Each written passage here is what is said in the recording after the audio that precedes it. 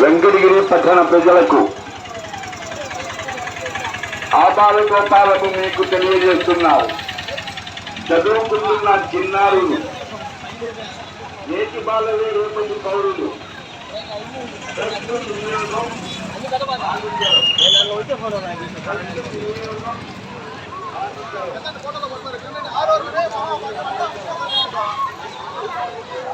మీకోసం వచ్చి అనిపిస్తున్నా చూసా కానీ గురువా నవ్వుతా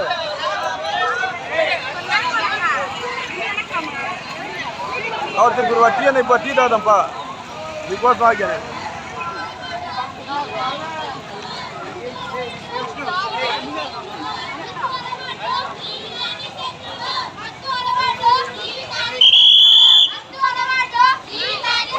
బాబు పండమ్మా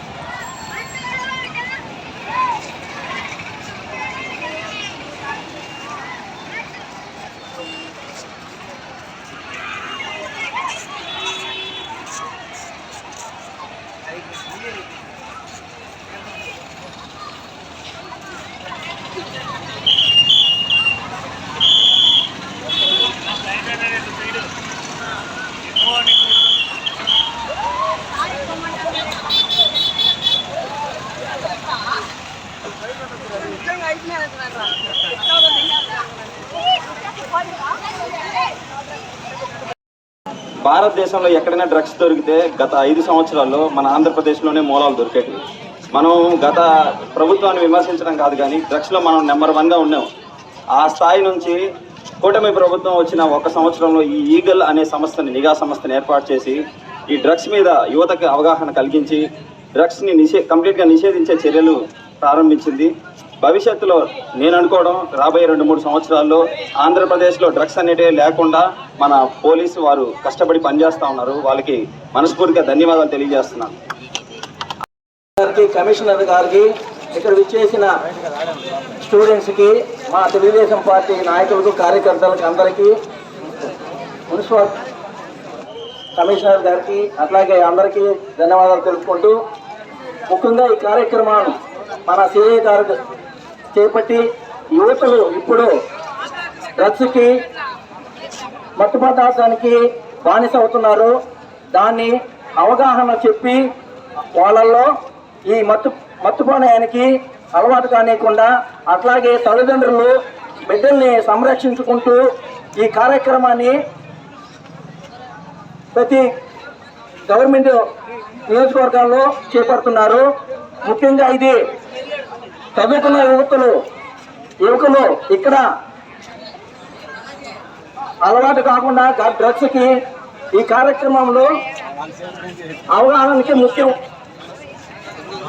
ఈ అవగాహనలో ప్రతి ఒక్కరూ మేల్కొని తల్లిదండ్రులు బిడ్డలను సంరక్షించుకోవాలని ఈ కార్యక్రమానికి మా సిఐ గారు దిగ్విజయం చేశారని మేము భావిస్తున్నాం.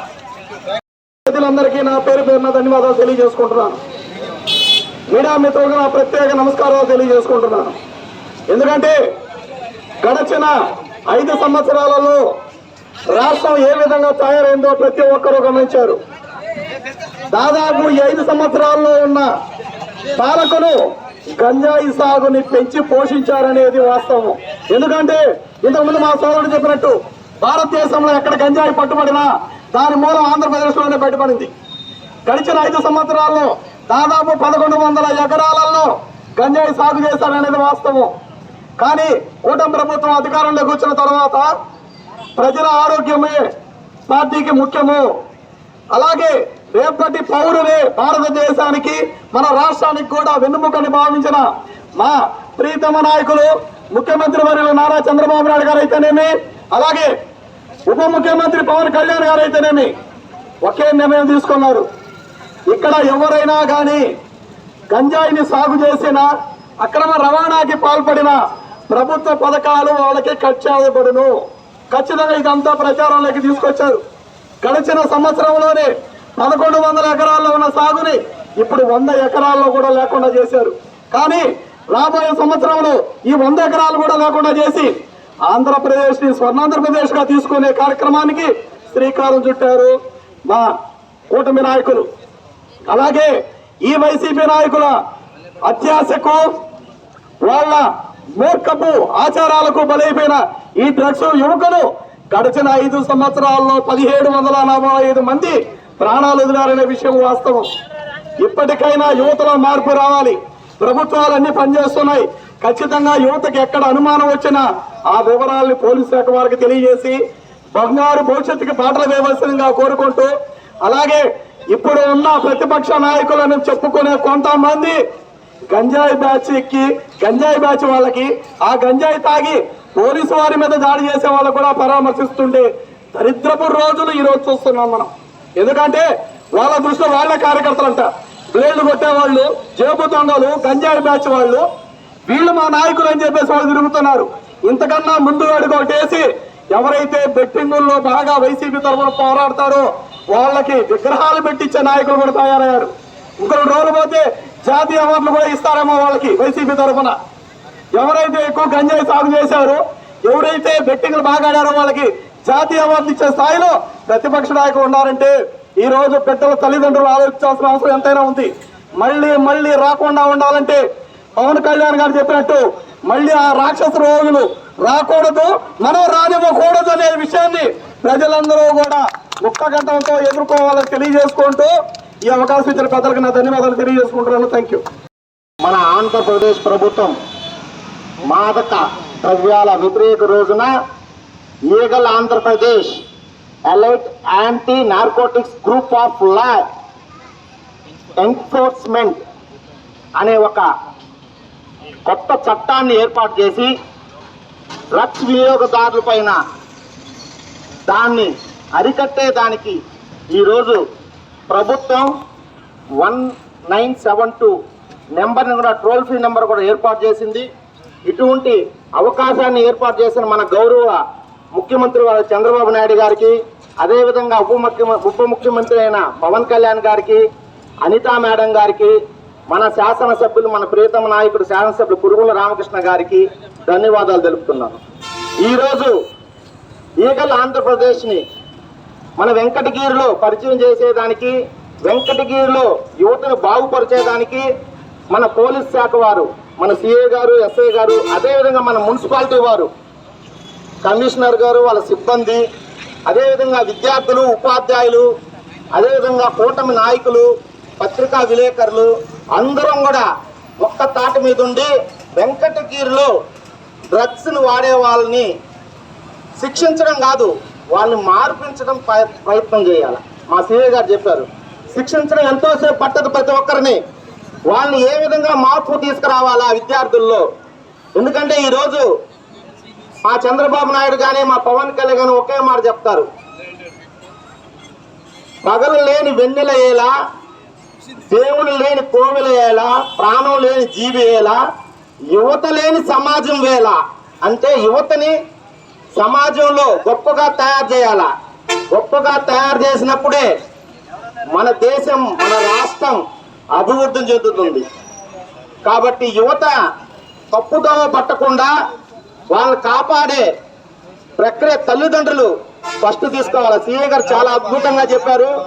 తల్లిదండ్రులు ఎప్పుడు పిల్లలు ఏం చేస్తున్నారు, వాళ్ళ ప్రవర్తన ఏ విధంగా ఉంది, వాళ్ళు ఏ వేళలో స్కూల్కి పోతున్నారు, ఏ వేళలో ఇంటికి వస్తున్నారు, వాళ్ళు ఏం చదువుతున్నారు, వాళ్ళు ఇప్పుడు ఆధునికమైన ఎన్నో ఇన్స్ట్రుమెంట్స్ అంటే సెల్లులు, ల్యాప్టాప్లు ఎన్నో వచ్చేసి ఉన్నాయి, వైఫైలు, ఇవన్నీ ఏ విధంగా వాళ్ళు ఉపయోగించుకుంటున్నారు అని ప్రథమంగా చూడాల.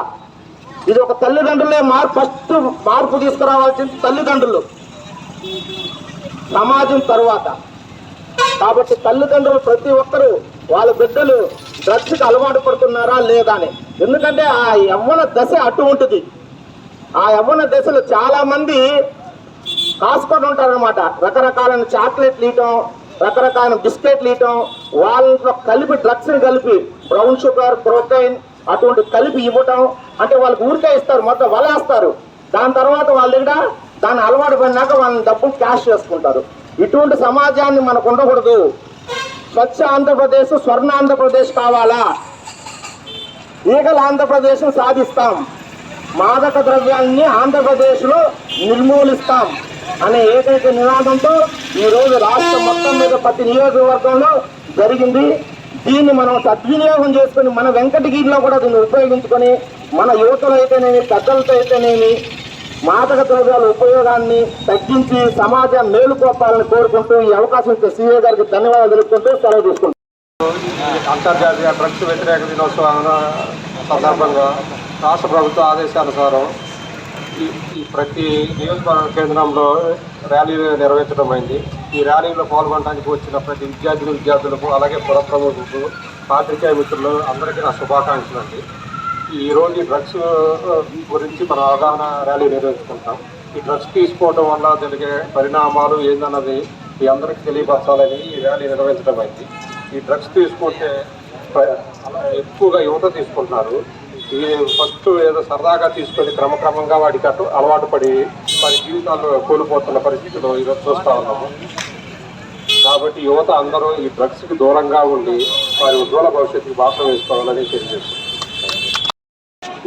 విద్యార్థులని పార్టిసిపేషన్ చేసే విధంగా తీసుకొచ్చినటువంటి అందరూ అన్ని స్కూల్స్ యాజమాన్యానికి అలాగే ఈ కార్యక్రమం మొత్తం కూడా ఏర్పాట్లు చేసినటువంటి మున్సిపల్ కమిషనర్ గారికి, మున్సిపల్ సిబ్బందికి, రామారావుకి, అలాగే పత్రికా ప్రతినిధులకి, అలాగే పేరున అందరికీ అన్ని స్కూల్స్ యాజమాన్యాలకి, పార్టిసిపేట్ చేసినటువంటి విద్యార్థులందరికీ ప్రతి ఒక్కరికి కూడా మా పోలీస్ శాఖ తరఫున ధన్యవాదాలు తెలియజేసుకుంటా ఉన్నాం. ఈరోజు యువత మత్తుకి బానిస అవుతా ఉన్నారు చాలా మంది. ఈ మత్తు ఏ విధంగా ఉంటుందంటే గంజాయి, హెరాయిన్, ఇంకా మనము వేరే సిటీస్లోకి వెళ్తే అన్ని రకాలైనటువంటి మత్తు పదార్థాలు విదేశాల నుంచి కూడా దిగుమతి చేసుకుంటా ఉన్నారు. ఇవన్నీ కూడా విద్యార్థి దశ నుంచే, అంటే ఇంటర్మీడియట్, డిగ్రీ, ఇంజనీరింగ్ చదివేటువంటి మెడికల్ స్టూడెంట్స్ అయితేనేమి అందరూ కూడా వాళ్ళకి చిన్నగా వీళ్ళకి ఇంట్రడ్యూస్ చేయడం జరుగుతూ ఉంది. ఈ మత్తు ఒకసారి అలవాటు పడితే ఈ మత్తులో ఉండి ఏం చేస్తున్నాడో ఆ వ్యక్తికి విచక్షణ కోల్పోయి కనీసం తల్లిదండ్రులు కానీ అక్క చెల్లెళ్ళు అనేటువంటి భేదాభిప్రాయాలు కూడా లేకుండా వారు ఏ రకమైనటువంటి క్రిమినల్ చర్యలకు పాల్పడతా ఉన్నారు. కొన్ని మర్డర్స్ చేయటం కానీ, దొంగతనాలు చేయడానికి కానీ, ఏ రకమైనటువంటి నేరాలు చేయడానికి కూడా ఏమాత్రం కూడా వెనకాడటం లేదు.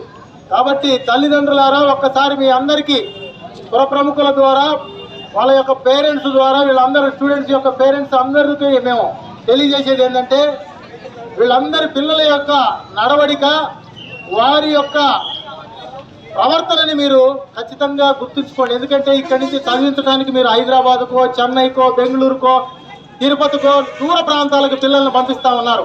ఆ పిల్లలు ఏం చేస్తున్నారు, ఏం చదువుతున్నారు, ఏ రకమైనటువంటి ఫ్రెండ్షిప్ చేస్తున్నారు, వారి యొక్క నడవడిక, ప్రవర్తన అన్నీ కూడా మీరు తల్లిదండ్రులు అబ్జర్వ్ చేయాల్సినటువంటి ఆవశ్యకత ఉంది.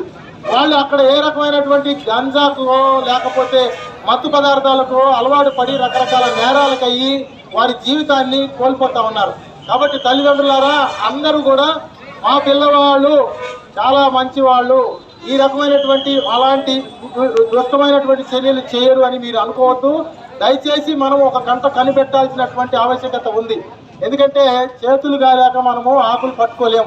కాబట్టి దయచేసి పిల్లల యొక్క తల్లిదండ్రులందరూ 1కి 10 సార్లు పిల్లల యొక్క ప్రవర్తనని, వారు ఏ రకంగా చాటింగ్ చేస్తున్నారు, ఏ రకంగా సెల్ ఫోన్స్తో మాట్లాడుతున్నారు, వాళ్ళ యొక్క ఇన్స్టాగ్రామ్ అకౌంట్స్ ఏంటి, రకరకాల ఇవన్నీ వీటి ద్వారానే వాళ్ళు గాంజాయి కానీ, మత్తు పదార్థాలు కానీ అన్నిటినీ కొనుగోలు చేయడానికి ఆస్కారం ఉంటుంది. డైరెక్ట్గా వచ్చి కొనుగోలు చేయరు, వాళ్ళు అమ్మరు కూడా. కాబట్టి మీరు అందరూ అర్థం చేసుకుని ఇలాంటి మత్తు పదార్థాలను రానియకుండా, గాంజా, హెరాయిన్ లాంటివి ఏవి రాకుండా మనం ఖచ్చితంగా ఇప్పుడు మేము ఈగల్ అని చెప్పేసి ఒకటి ఈగల్ ఆంధ్రప్రదేశ్ అని చెప్పేసి మత్తు పదార్థాల నివారణ గురించి ప్రత్యేకంగా పెట్టారు. దీనికి టోల్ ఫ్రీ నెంబరు 1972 అనేది టోల్ ఫ్రీ నెంబరు. దయచేసి మత్తు పదార్థాల గురించి ఏ రకమైనటువంటి గాంజా మత్తు పదార్థాల గురించి ఇన్ఫర్మేషన్ తెలిసినా కూడా 1972కు మీరు సమాచారం ఇచ్చినట్టయితే మీ పేర్లు కానీ ఏదైనా గోప్యంగా ఉంచబడతాయి. అలాంటి వాటిని మనము కూకటి వేళ్లతోనే పెగిలించడానికి, దాన్ని ఇంకా ఎక్కువగా స్ప్రెడ్ కాకుండా చూడటానికి అవకాశం ఉంటుంది. కాబట్టి దయచేసి మీ అందరూ వచ్చిన వాళ్ళందరూ ప్రత్యేకంగా మా పోలీస్ శాఖ ధన్యవాదాలు తెలియజేసుకుంటూ సెలవు తీసుకుంటూ ఇప్పుడు ఆనంద్